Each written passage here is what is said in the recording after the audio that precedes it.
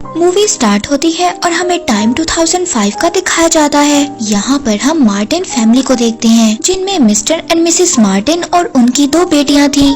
उनकी बड़ी बेटी ग्रेस और छोटी बेटी अमेंडा थी। अब मार्टिन इंडिया रोबोटिक कंपनी से एक रोबोट को खरीदते हैं। अब अपनी फैमिली के सामने मिस्टर मार्टिन उस रोबोट को एक्टिवेट करते हैं। वो रोबोट एक्टिव होते ही उस फैमिली को रोबोट्स के 3 लॉ बताता है। उसका फर्स्ट लॉ ये था, किसी भी रोबोट ने इंसान को जख्मी या उस पर वार नहीं करना। दूसरा लॉ ये था कि रोबोट को हमेशा इंसानों के ऑर्डर्स को मानना है, सिवाय किसी दूसरे इंसान को मारने के। तीसरा और आखिरी लॉ ये था, रोबोट्स ने हमेशा अपनी एग्जिस्टेंस को बचाना है। अब ये सब देखकर वो पूरी फैमिली बहुत ज्यादा हैरान हो जाती है। मार्टिन की छोटी बेटी रोबोट का नाम एंड्रो रखती है, लेकिन मार्टिन की बड़ी बेटी ग्रेस को ये रोबोट बिल्कुल भी पसंद नहीं आता। मिस्टर मार्टिन एंड्रो को रहने के लिए बेसमेंट में जगह देते हैं। अब मिस्टर मार्टिन एंड्रो की ड्यूटीज में मेंटेनेंस, हाउसकीपिंग और घर के काम करना सेट करते हैं।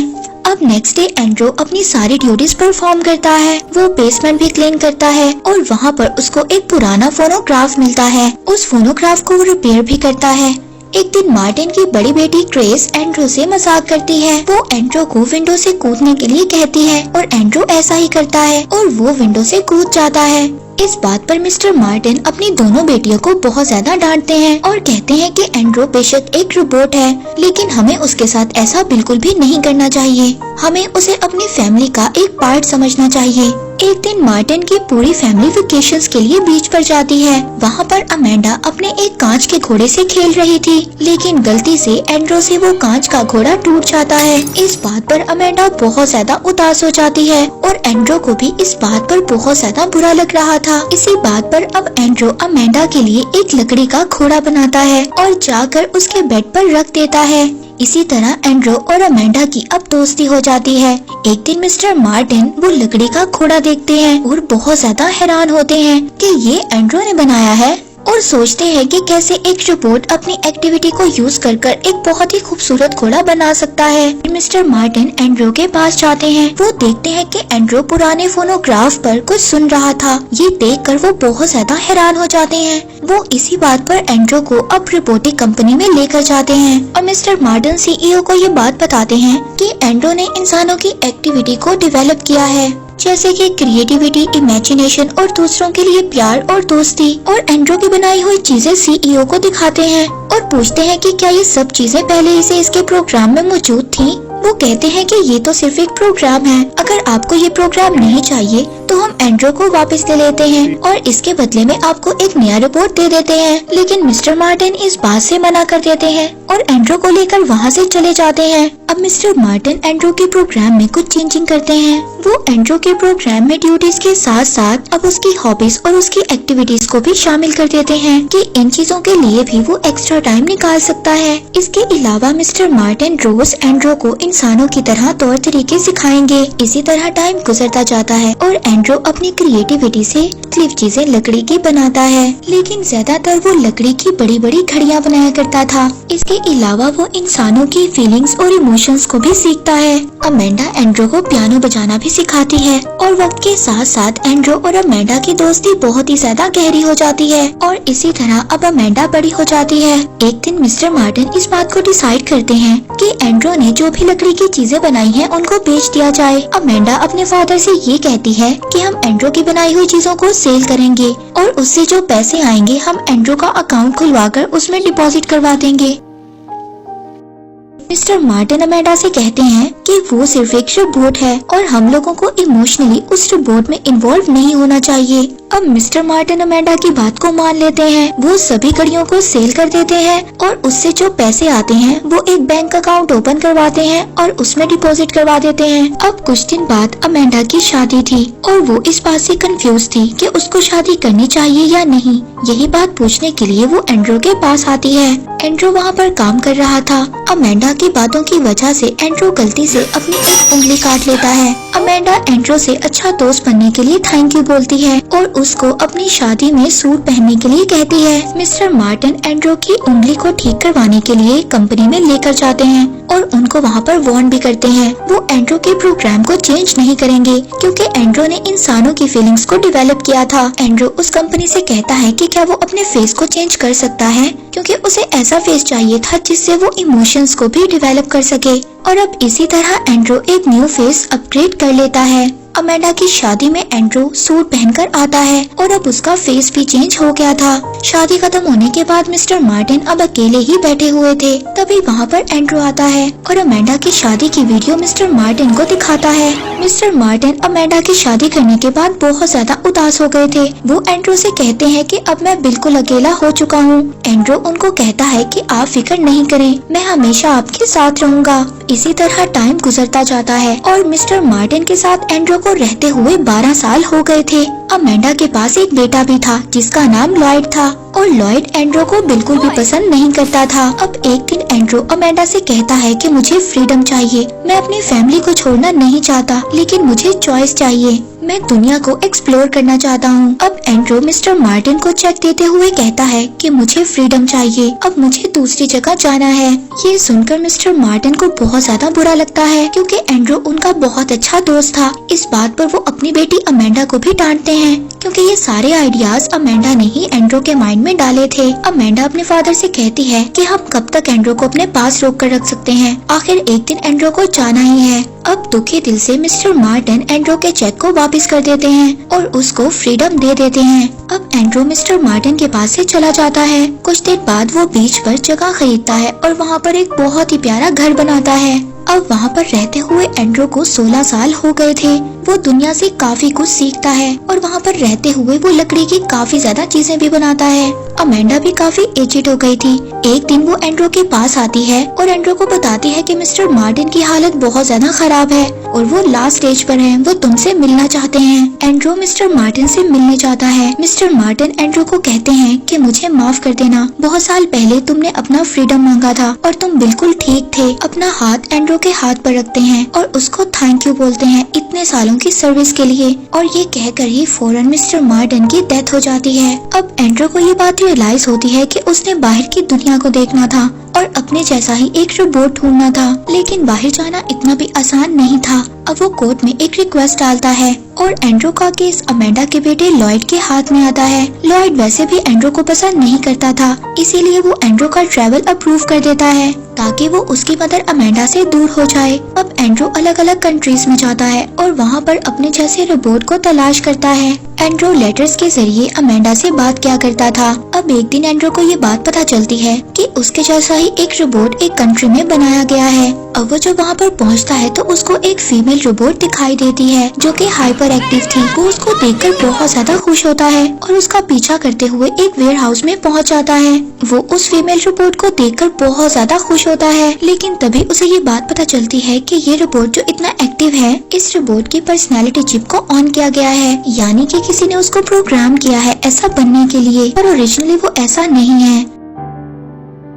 वो उस फीमेल रोबोट के ऑनर रूपर्ट से मिलता है। वो एंड्रो को बताता है कि उसके फादर इंडिया रोबोटिक कंपनी में काम किया करते थे, लेकिन मेरे फादर को उस कंपनी से निकाल दिया गया। इसके बाद उन्होंने ये कंपनी स्टार्ट की और अब उनके बाद मैं इस कंपनी में काम करता हूँ। एंड्रो को अब यहाँ पर ये बात भी पता चलती है कि रूपर्ट एक ऐसा सूट बनाना चाहता है कि अगर कोई भी रोबोट उसको पहन लेगा तो वो बिल्कुल इंसानों की तरह ही लगेगा, लेकिन उसको कोई इन्वेस्टर नहीं मिल रहा उसके प्रोजेक्ट में फंड करने के लिए। एंड्रो इस बात को सुनकर बहुत ज्यादा खुश होता है और उसके प्रोग्राम में फंड करने के लिए तैयार हो जाता है, लेकिन इसके बदले में रूपर्ट एंड्रो के लिए इंसानों वाला सूट बनाएगा और जल्द ही एंड्रो को इंसानों वाला सूट मिल जाता है। उस सूट को पहनने के बाद एंड्रो अब बिल्कुल एक 40 साल के आदमी की तरह लग रहा था। वो इस चीज से अब काफी ज्यादा खुश होता है। वो सरप्राइज देने के लिए अब अमेंडा के घर चला जाता है। जब वो अमेंडा के घर जाता है तो वहाँ पर उसको एक लड़की नजर आती है जो बिल्कुल अमेंडा की तरह ही लग रही थी और वो पियानो बजा रही थी। तभी वहाँ पर रियल अमेंडा आती है जो अब बुजुर्ग हो गई थी। वो एंड्रो को पहचान ही नहीं पाती। तभी एंड्रो उसको बताता है कि मैं एंड्रो हूँ। अमेंडा एंड्रो को बताती है जो पियानो बजा रही है वो उसकी पोती है, यानी कि उसके बेटे लॉयड की बेटी। और अमेंडा की ग्रैंड डॉटर का नाम पोर्शिया था। अब एंड्रो अब दोबारा से अपने घर आ जाता है और वहीं पर आकर वो रहने लगता है। वो अपने साथ एक डॉग को भी रख लेता है। एंड्रो अब एक दिन अपने डॉग के साथ दोबारा से पोर्शिया को मिलने जाता है। पोर्शिया को यहाँ पर एक बात रियलाइज होती है कि एंड्रो को एक इंसानी दोस्त की जरूरत है। कुछ दिन बाद अब एंड्रो को ये बात पता चलती है कि अमेंडा को हार्ट अटैक आया है। एंड्रो अमेंडा से मिलने जाता है। अमेंडा के हाथ में वही घोड़ा था जो एंड्रो ने फर्स्ट टाइम उसको बना कर दिया था। वो एंड्रो को उसकी दोस्ती के लिए थैंक यू बोलती है और इसी के बाद अमेंडा की भी डेथ हो जाती है। एंड्रो अपने पहले दोस्त को ऐसे मरता हुआ देखकर बहुत ज्यादा इमोशनल हो जाता है, लेकिन अभी भी उसकी आंखों से आंसू नहीं आ रहे थे। एंड्रो दोबारा से अब रूपर्ट के पास जाता है। वो उसको कहता है कि उसे इंसानी एंथेटिक ऑर्गन्स चाहिए। रूपर्ट के लिए ये काफी ज्यादा मुश्किल था, लेकिन वो इस चैलेंज को एक्सेप्ट करता है और वो अपने इस एक्सपेरिमेंट में पास भी हो जाता है। उसने इंसानों जैसे सिंथेटिक ऑर्गन्स बना लिए थे। रूपर्ट एंड्रो को ये बात भी समझाता है कि अगर उसकी बॉडी में सिंथेटिक ऑर्गन्स को डाला तो उसको दर्द भी हो सकता है, लेकिन एंड्रो इस बात को एक्सेप्ट कर लेता है। इसी दरमियान पोर्शिया और एंड्रो अब फीलिंग्स को डेवलप करते हैं और वो दोनों एक साथ पार्टी में भी जाते हैं। लेकिन अगले दिन पोर्शिया एंड्रो को बताती है कि वो एक रोबोट से प्यार नहीं कर सकती, जिसके बाद एंड्रो वहाँ से दुखी होकर चला जाता है। अब एंड्रो की बॉडी में ऑर्गन्स डाले जाते हैं और उसको इस बात से दर्द भी हो सकता था। अब वो खुश होकर पोर्शिया के पास जाता है और उसको अपनी आंख में पोक करने के लिए कहता है। जब पोर्शिया ऐसा करती है तो उसको काफी ज्यादा दर्द होता है। वो पोर्शिया को कहता है कि अब हम दोनों रिलेशन में आ सकते हैं, लेकिन पोर्शिया उसको कहती है कि भले मैं तुमसे प्यार करती हूँ, लेकिन बहुत जल्दी मेरी शादी होने वाली है। ये सब बातें सुनकर एंड्रो वहाँ से चला जाता है। दूसरी तरफ रूपर्ट ने जो फीमेल रोबोट को बनाया था, अब वो रूपर्ट से कहती है कि उसे उसके लिए काम नहीं करना। रूपर्ट इस बात से समझ आता है कि इसकी पर्सनालिटी चिप को एंड्रो ने निकाला है। रूपर्ट एंड्रो के पास जाता है और उससे पर्सनालिटी चिप को मांगता है। एंड्रो पहले तो इनकार कर देता है, लेकिन बाद में वो रूपर्ट को वो पर्सनालिटी चिप दे देता है। अब वो दोनों पोर्शिया की एंगेजमेंट पार्टी में जाते हैं। पोर्शिया भी एंड्रो को पसंद करती थी और शायद वो इसी बात का वेट कर रही थी कि एंड्रो यहाँ पर आए और उसकी पार्टी को क्रैश कर उसको वहाँ से ले जाए। इसके बाद रूपर्ट और एंड्रो वहाँ से चले जाते हैं। रूपर्ट एंड्रो को बताता है कि वो एक नया चेंज ला रहा है जिससे वो एक कंप्लीट इंसान बन सकता है। वो चेंजिंग्स उसकी फिजिकल डिजायर्स भी हो सकती हैं और इसके बाद वो एक कंप्लीट ह्यूमन बन जाएगा। अगले दिन एंड्रो पोर्शिया से मिलता है और उसको बताता है कि वो उसे पसंद करता है, लेकिन पोर्शिया वहाँ से गुस्से से जाने लगती है। एंड्रो उसका हाथ पकड़ लेता है और फिर वो लोग एक क्वालिटी टाइम स्पेंड करते हैं।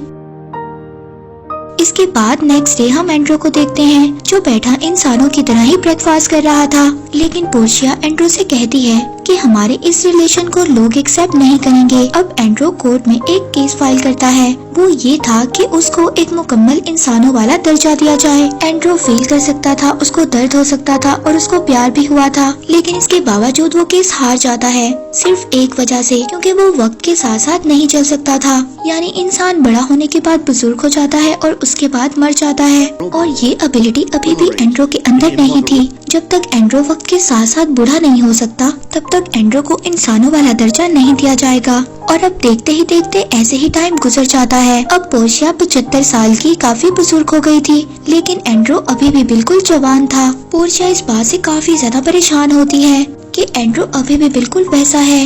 एंड्रो पोर्शिया से कहता है कि आज की टेक्नोलॉजी की वजह से तुम मेरे साथ हमेशा के लिए जिंदा रह सकती हो। पोर्शिया इस बात से मना कर देती है और उसको समझाती है कि इंसान हमेशा जिंदा नहीं रह सकता। इंसान पैदा होता है, फिर बड़ा होता है और फिर बुजुर्ग होने के बाद वो मर जाता है, और यही इंसान का एक लाइफ साइकिल है। अब एंड्रो बैठकर ये बात सोचता है कि उसको हमेशा के लिए नहीं रहना है, सिर्फ उसको एक इंसान के साथ ही रहना है, यानी कि पोर्शिया के साथ। अब वो दोबारा से रूपर्ट के पास जाता है। रूपर्ट की कंपनी काफी ज्यादा बड़ी हो गई थी और वो एक काफी अच्छा बिजनेस कर रहा था। रूपर्ट अब खुद भी बुजुर्ग हो गया था। एंड्रो रूपर्ट से कहता है कि वो उसे मुकम्मल तौर पर इंसान बना दे। जब एंड्रो की बॉडी में सिंथेटिक ऑर्गन्स को डाला गया था, तो उसके साथ ही एक फ्लूइड को डाला गया था। अब वो उस फ्लूइड को निकाल देता है और एंड्रो की बॉडी के अंदर मुकम्मल तौर पर ब्लड को डाल देता है। रूपर्ट उसको कहता है कि ये खून उसकी बॉडी में हमेशा के लिए नहीं रहेगा, वो ब्लड खत्म होता रहेगा और वो वक्त के साथ साथ बूढ़ा हो जाएगा और वो 20 से 30 सालों में मर जाएगा। एंड्रो भी इस बात को एक्सेप्ट करता है और अब एंड्रो पूरी तरह से इंसान बन गया था। अब एंड्रो दोबारा से कोर्ट के सामने आता है। एंड्रो अब बुजुर्ग हो गया था, यानी कि जब से उसको बनाया गया था अब पूरे 200 साल हो चुके थे।